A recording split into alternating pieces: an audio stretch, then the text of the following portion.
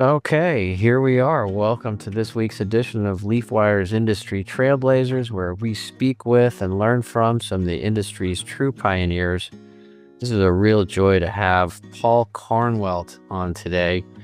Paul is a pioneer marijuana activist in Georgia, founder of C.A.M.P, Coalition for the Abolition of Marijuana Prohibition, and a lifelong steward of the plant's cultural and political memory.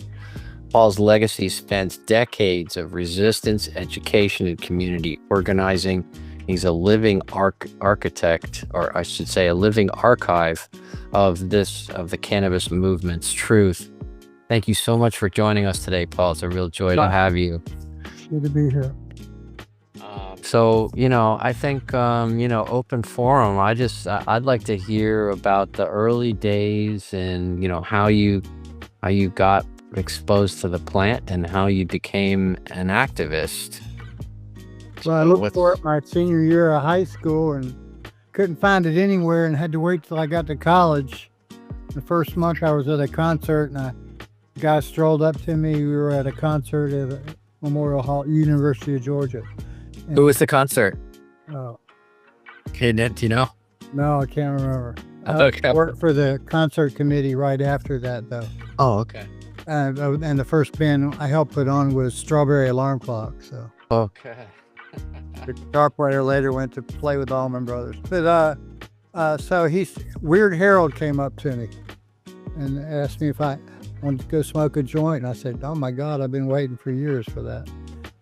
And I tried every plant in my yard. Don't smoke the Spanish moss. And so anyway. We developed a friendship, and I remember my first bag of ounce of Michoacan, $30, and it took about the whole bag to get stoned. I mean, I really didn't get stoned, but like everybody else, I had that music experience the first time, and I think it was Led Zeppelin and Jimi Hendrix, Whole Love, and it goes back and forth in the headphones. So I decided I liked it, and I became sort of an activist. And then I was participating as an activist back then. That was 1969. So by 1970, Kent State rolled around, and there was a lot of activism at the University of Georgia. And of course, right away, I decided I could pay for my habit by selling a little piece here and there.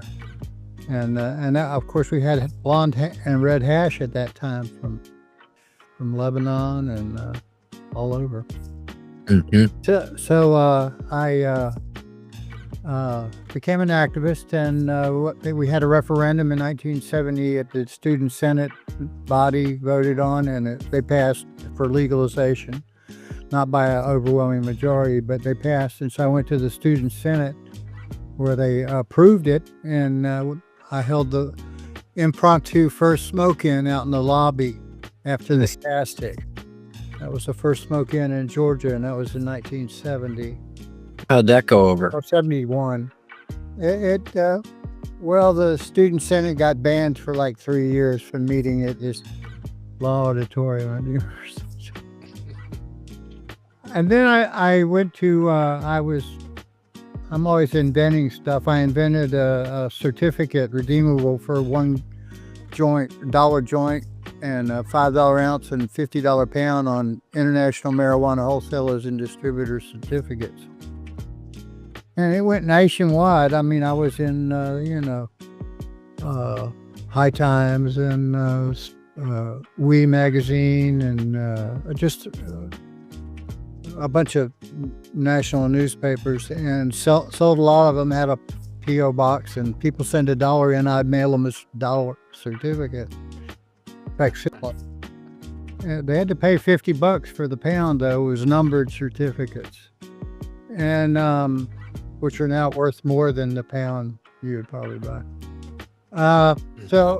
International marijuana wholesaler. So I went to D.C. in 75 to help market it, and I met Gatewood Galbraith from Kentucky with Kentucky legalization effort there, and I met the Yippies they were throwing the smoke-in down at the White House. And so I met Dana Beal, who invented the first smoke-in, and Aaron Kay, the pie man, and all the people that produced shows there. And they found out I was producing shows at the University of Georgia, and there was no Yippie function in Georgia, so they sort of enlisted me. I became a Yippie in '75. What's the difference between a Yippie and a hippie? Well, Youth International Party. It's a political organization. Got it. Marty Okay. Hoffman, Jerry Root, Oh, okay. Steal this book. steal this book. Mhm. I'm in the middle of writing a book called Return This Book. Good. I'll have to add that because I actually purchased to steal this book at a bookstore last year. Right. So I got to meet Abby years later, and Tom Prasad, the editor, founder of High Times magazine. Started working with the Fifth Avenue Pop Parade and the Yippies on Bleecker Street in New York City. Wow. Some Yippies in D.C. Steve D'Angelo, who later went on to create Harborside in California. Yes. I met Steve when he was 18, so he was helping at the White House Smoke-In as well, which at that time we were actually having it in front of the Lincoln Memorial. Later years they banned us from that and put us in the ball field. But, well, actually the first smoke-ins, White House smoke-ins, were in front of the White House in Lafayette Park. Then they to the Lincoln Memorial. Then they moved us to the ball field. So, and that, I guess that from 75 on, I came back to Georgia, and I got in a little bit of trouble in Texas. I had some cash on me and charged with possession with intent to distribute, even though I hadn't seen the pot. So I became a really hardcore activist at that time. And So you had cash and they just assumed that that's what you were on your way to do? yeah, You didn't actually have weed on you? I didn't have it on me yet. I hadn't seen this weed yet. But the driver of the car I was in said that he was going to buy some pot. So that was enough to get a conviction for conspiracy to possess with intent to distribute. Down And did you do time for that? in Gainesville, Texas. Yeah, I did actually. I did about 18 months. Wow. And then I came back, and after I started the first smoke-in 1978 in Atlanta at Hurt Park at Georgia State, the local cops started following me around. So they subsequently came into a place where I was living and had a small shop called Ganja Den, and busted me for less than an ounce of pot, and I had to do 6 months for that. So Yeah. by 78, I did the first smoke-in, like I say, at Hurt Park in Georgia, right by Georgia State. We had 1,000 people show up for a group called Cruise-O-Matic, who were playing Secret Agent Man at the time when the joints were thrown out, and 28 people were arrested in the first 5 minutes. So I didn't get arrested, but our leader, Shay Adams, who was a writer for High Times magazine and one of my good friends, who helped found C.A.M.P, that did the smoke-in 78. And Gatewood at that time was a co-founder, and Shay was a co-founder, and Dana Beal from the Yippies in New York was a co-founder. And Dennis Perrone out in California, who I'd met earlier, like in the 70s, because he was a pot dealer out of San Francisco. And he wrote Proposition 215. That was it. Metal and passing legislation in California. So all these were the mentors that I got to know during that period of time. And Dennis was great. His famous saying was, all uses for marijuana are medical. He got into really active medical marijuana platform because he was gay, by the way. His partner was dying of AIDS at the time, and it became apparent that marijuana was a remedy or a comfort to people that were taking the toxic drugs they were using at the time to try to cure AIDS. They didn't come up with a cocktail that wasn't so toxic until later years. So they did finally pass medical marijuana I think that was in 96.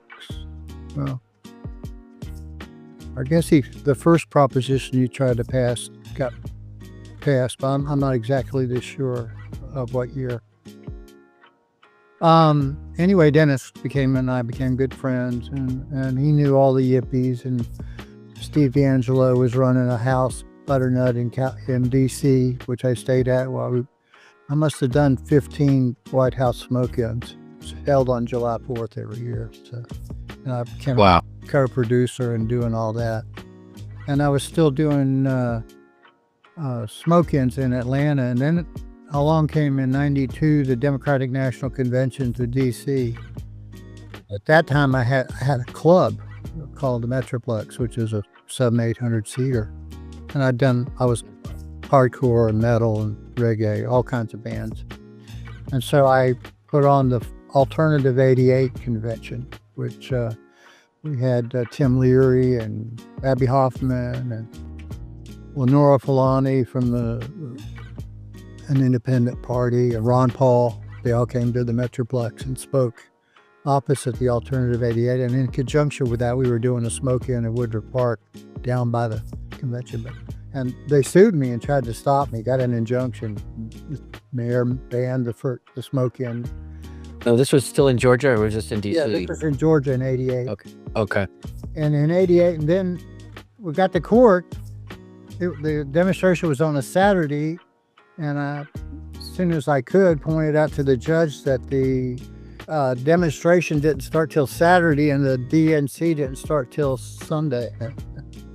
The judge, is that correct? Well, got the prosecutor up there, is that correct? I said, well, I'm dismissing these charges. They can have their event in March on Saturday. I don't see a problem with that. So we did. We marched up to the Metroplex and started the Alternative 88, which was a 3-day event.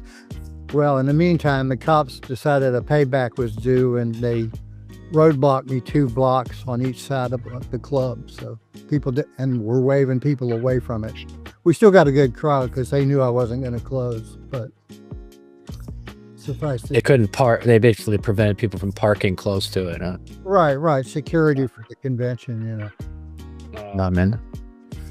So I hung my teeth on USC 42, 1983, which is a defense of First Amendment free speech, etc. So by 95, the city didn't want me to. During the Democratic National Convention, after that, I was going to do a smoke-in. The year after, they said, well, you got to change the name from smoke-in. So we changed it to the Great Atlanta Pot Festival. And I did. I was given at Seedmont Park, which was the biggest park in the city. Now, the first 2 years were okay, but the third year, the Black Crowes were becoming available because they didn't want to play for Budweiser at the time. And I knew them. They played my club and gotten their record deal at my club, etc. And so I scheduled the Black Crowes for Piedmont Park in April 7th, 1992. I didn't think it would be so big, but we prepared for 20,000 people because they were a pretty big band at the time. Yeah. We got 60,000 people. Oh. And the mayor tried to stop me. I went to federal court, USC 42, 1983, and won, which I knew when he said, okay, we're going to ban this thing. It went to front page, Atlanta Journal-Constitution. And all right. TV media, which was just, I'm a yippie by that time, full on. And I know that free publicity is a windfall. Yes. So I didn't have enough people to give water and Cokes and everything. Anyway, so we had 60,000 people, and it finally broke the logjam against national media on the marijuana legalization issue. It made Rolling Stone and NBC. What year was that? 1992. Okay. We were having trouble getting into national media. Keisha came and spoke. I mean, it was a pretty big event. All the local activists, etc. Wow. And so in 93, I just did some local bands, and still had crowds of 30,000. By 95, I had Black Uhuru and Cypress Hill, 30,000 more people. And by the time the city was getting the picture, I could call a crowd together. Yes. Okay, so And C.A.M.P. all this time was assisting at July 4th White House smoke-in and the Fifth Avenue Pop Parade. I went to the San Francisco Democratic National Convention, and I guess that was in the 80. And because you always saw the Democrats as more of a way in and more open to Republican. Why did you choose? Well, the some Democrats? of that it did. It just happens that the DNC fell in my lap, and and the Yippies had problems in 1968 in Chicago. Right. I was dealing with a lot of Yippies out in the West that had attended that. In fact, the 10-year anniversary of that, I helped co-produce the show at Lincoln Park in Chicago. It was the anniversary of the Yip thing. So.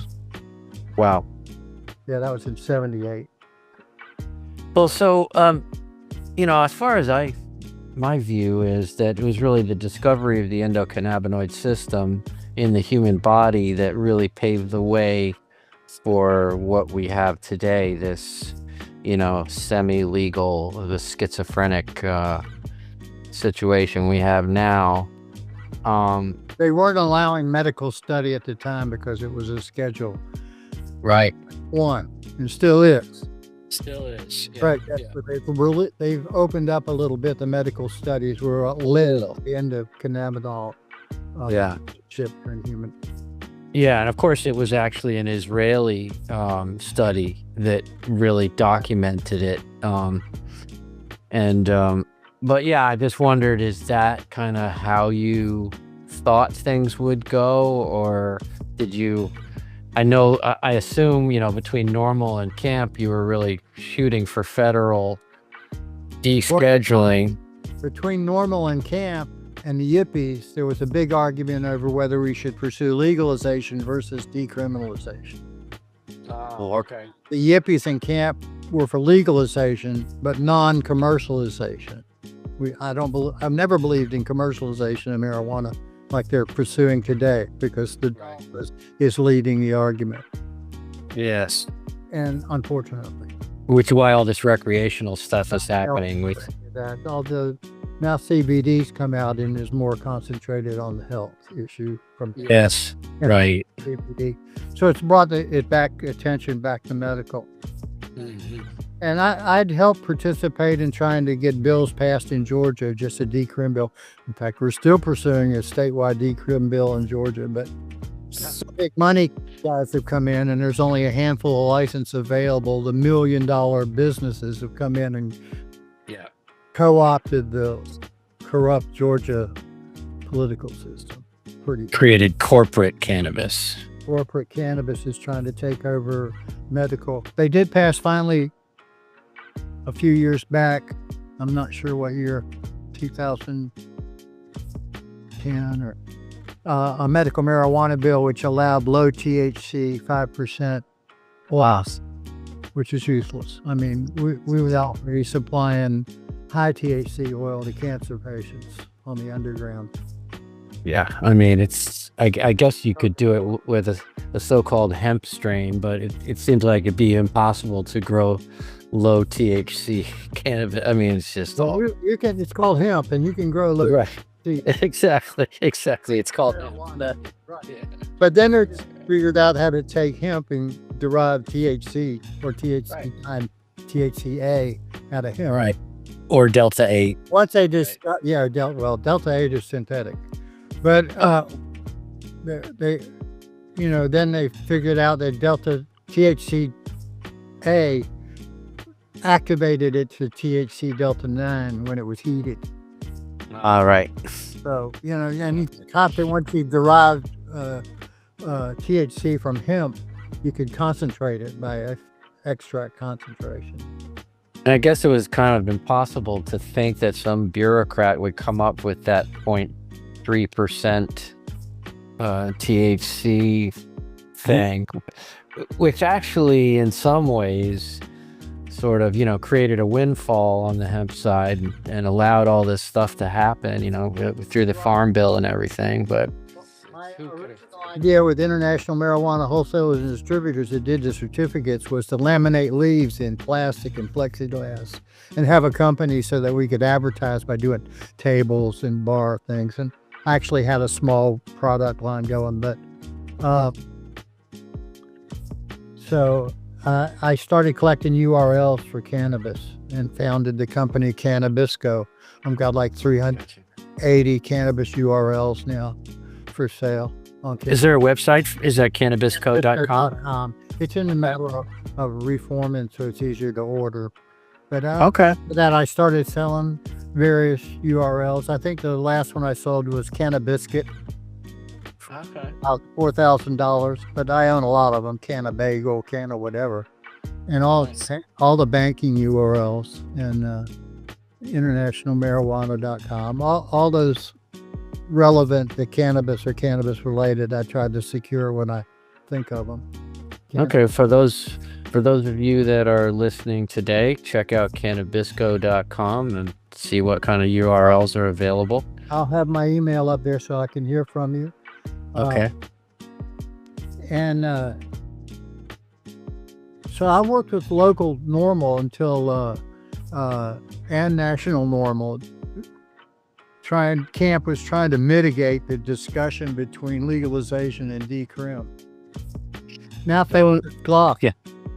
NORML's was for decriminalization, and we were for legalization. Now they're for legalization because they're affected by the money, and we're for decriminalization. We don't want any government interference. Just decrim the shit. Let's move forward. Yeah. So this is rescheduling versus descheduling, right? Descheduling would amount to decriminalization, right? Yes. Well, there's still state laws to deal with, and they could post whatever they want. And in Georgia, that's a prime example. But states that were very harsh on people for possession of marijuana, like Texas and Alabama, and Mississippi, New York, New Jersey, Virginia. Yeah, you could do serious time. Yeah, now, they've loosened up. But the problem is this commercialization came in and money. Yeah. And young people that didn't experience marijuana in the hard times, like the early 70s or 60s, when people were actually doing time for less than an ounce, which I did in the state of Georgia, thought just are money oriented, profit oriented. They want to take their parents' money and invest in a big marijuana company or stock, make it money, which a lot of people have lost a lot of money on stocks in marijuana industry. Yeah. And because it's not ready yet. I mean, it's not legal totally. You can't just commercialize selling marijuana except in a very few states. Yeah, it's crazy. Well, what's your medical business, on the other hand, has gone crazy. CBD, medical marijuana is worth billions, they estimate, in the next few years. Yeah, it's recreational that is a little problematic depending on the state. Well, that's about children in control, minors usage, and yeah, driving impairment and effect on health, etc. And there's still a big debate in the medical industry about whether smoking marijuana, you can eat green marijuana and not get high. So, yeah. And it's a very healthy vegetable. But people don't usually just eat their buds. So no, typically not. Yeah. I mean, I still, my CBN gummies have really changed my life, and so that's absolutely a medical application for that. And as older guys, it's followed through. The older we get with our arthritis and bone pain and joint pain, etc., they found that CBD and marijuana both relieve the pain symptoms. And the kids still use it for recreational purposes, of course. They just want to get high. It is dismaying to see a bunch of young kids smoking pot and just get totally wasted and everything, even though I used to do it when I didn't get until I was 18 first time. So yeah, I don't recommend, and I still, even back then when I was advocating for legalization, that young kids should not be smoking pot or have access to it until. That's why I wanted regulation, is because I don't believe the kids, before their brain is hardwired, should be using marijuana or any drug for that instance. Well, you know, and sometimes you'll have a medical situation like, you know, in some of these childhood seizures and things, like there's exceptions, but I agree. I think it's generally, yeah, they can wait. Just wait till you're an adult. Yeah, when you're an adult, you're going to need it. Yeah, but as I smoked marijuana, and then the first thing you know, I'm taking acid. So that's not a good thing. Yeah, Sure. Yeah. Well, yeah. Well, of course, there's a big, you know, openness now to psychedelics. Right. Is the VA. Be rewarding for me. Yeah, I mean, I went to school for art, and you know, naturally, it influenced my art. sure. But also just as a medical application for PTSD, Oh yes. you know, the VA is really big on it now, and A lot of people swear by microdosing of psilocybin for absolutely, yeah. etc. And I could see that. I've tried microdosing, and it does. Coffee and it lasts all day. Yeah. Well, and also it awakens your awareness of what's going on psychologically in you, where you Absolutely. view it from outside yourself and see what's Yeah. going on, which is like therapy to me, I guess. Absolutely, yeah. Yeah, that's like a whole nother conversation, Paul. Well, I Maybe we- have that too. Maybe in part 2 we can talk about that. I was a long-haired hippie. I've lost. Yeah, so was I. It's gone. Was I. When Dennis had long hair, I had long hair. Yeah.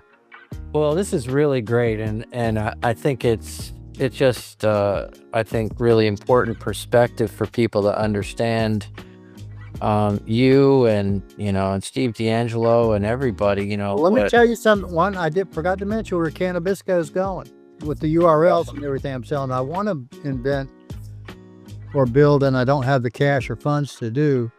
I'm going to try some kind of fundraiser thing, but we want to become the Amazon or the eBay of cannabis-related products Okay.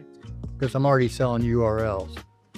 And I'm also working on Cannabis Nation, which we just got the trademark for, which is going to be a live streaming news and entertainment network called CannabisNation.com. Okay. And it's up right now, but it's not functional yet. We have a YouTube site under that name.